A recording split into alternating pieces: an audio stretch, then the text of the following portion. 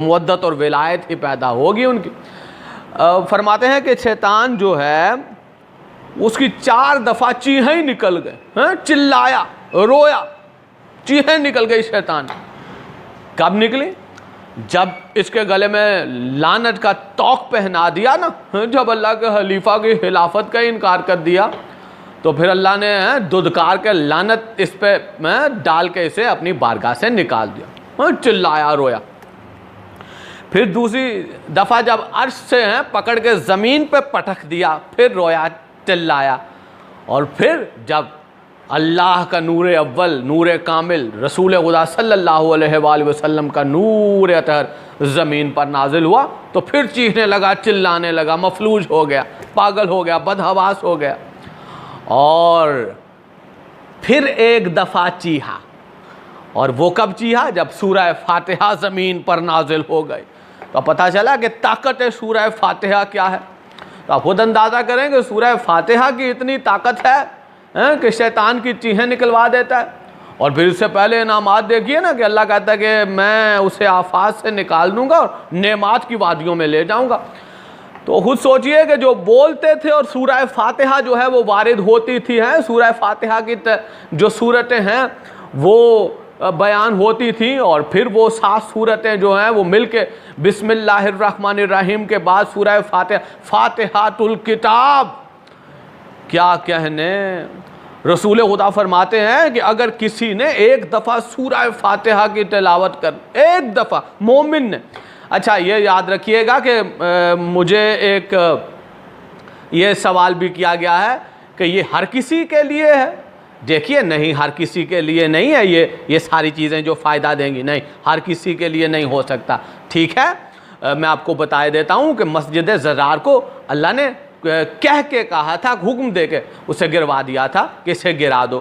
نماز تو وہاں بھی پڑھی جا رہی تھی، لیکن نہیں، وہ نماز جو تھی وہ منافقین پڑھتے تھے اور رسول سے وہ بغض اور کینہ رکھتے تھے۔ اب پتہ چل گیا آپ کو، جو محمد و آل محمد جو وارثان قرآن کے ساتھ مودت و ولایت و حمایت رکھ کے ان کے ساتھ رہ کے، ان کے دشمنوں کے ساتھ نہیں۔ اگر محمد و آل محمد کے جس گھر سے قرآن ملا، اسلام ملا، اسی گھر کے دشمنوں کے ساتھ رہ کے، نا میری جان، پھر کوئی فائدہ نہیں ہوگا، پھر تفسیر قرآن سننے کا، عمل کرنے کا کوئی فائدہ نہیں ہوگا۔ تو ان کے ساتھ رہنا ہے۔ کیا فرماتے ہیں کہ ایک مرتبہ اگر مومن کون ہوتا ہے؟ کہ جس کا ایمان کل ایمان پر ہو۔ یاد ہے رسول خدا نے کہا تھا جنگ خندق، غزوہ خندق میں کہا تھا عمرو بن عبدود کے مقابلے میں، کیا کہا تھا کہ آج جو ہے کل کا کل ایمان جو ہے وہ کل کفر کے مقابلے میں جا رہا ہے۔ تو کل کا کل ایمان مولا کائنات امیر المومنین، تو مومن جو ہے وہ کل ایمان کی وجہ سے مومن ہے۔ اگر کل کے کل ایمان کے ساتھ نہیں ہے تو وہ پھر جو مرضی کر لے، مومن نہیں، اس کے لیے کچھ بھی نہیں ہے، نہ تفسیر قرآن ہے، نہ اس کے لیے اسلام ہے، نہ ایمان ہے۔ تو لیجئے بات لمبی نہ ہو جائے، ایک دفعہ مومن اگر سورہ فاتحہ کی تلاوت، ایک دفعہ، تو اس نے اللہ نے جتنے بھی کلام عرش سے زمین پر نازل کیے ہیں، آدم سے لے کے مجھ محمد تک، تو یوں سمجھے جیسے اس نے ساری کتابوں کی تلاوت کر لی ہے، اور سارا ثواب اس کے نامہ اعمال میں آ گیا۔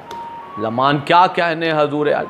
پھر فرماتے ہیں وارثان قرآن کہ اگر بہت شدید درد جو ہے وہ لاحق، اچانک درد جو ہے وہ انسان کی جسم میں کہیں درد پیدا ہو جائے تو 70 دفعہ سورہ فاتحہ پڑھے۔ ہوتا ہے اچانک، کبھی ایسا ہوتا ہے کوئی ٹیبلٹ نہیں ہے، کبھی ایسا ہوتا ہے، ایسا درد ہوتا ہے کہ ہاسپٹل تک جانا بھی ممکن نہیں ہو پاتا، کوئی ہوتا نہیں لے جانے والا، تو 70 دفعہ سورہ فاتحہ پڑھیں اس درد پر، تو وہ درد جو ہے وہ اس سے افاقہ ہو جائے گا، آرام مل جائے گا۔ ٹھیک ہے، اور پھر یہاں تک فرما دیا کہ اگر کوئی بیمار ہے تو اس پر سورہ فاتحہ پڑھو۔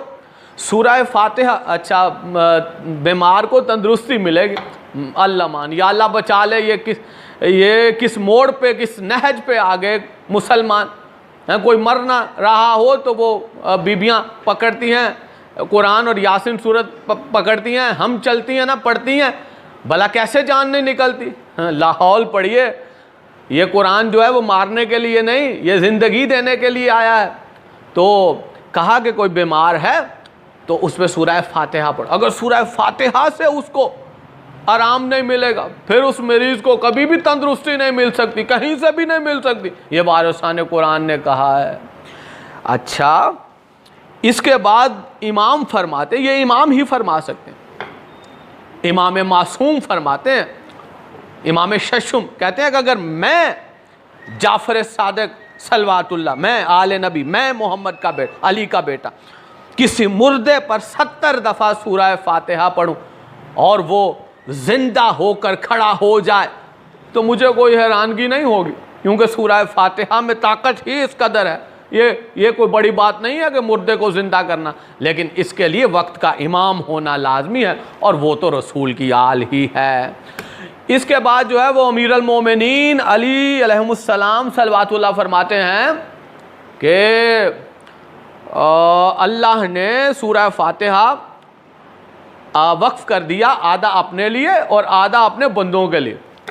اور جب کوئی بسم اللہ الرحمن الرحیم سورہ فاتحہ سے پہلے پڑھتا ہے تو اللہ کہتا ہے کہ اس نے میرے نام سے ابتدا کی ہے, اب میں اللہ ہو کے یہ وعدہ کرتا ہوں کہ میں اس کے سارے معاملات درست کر دوں.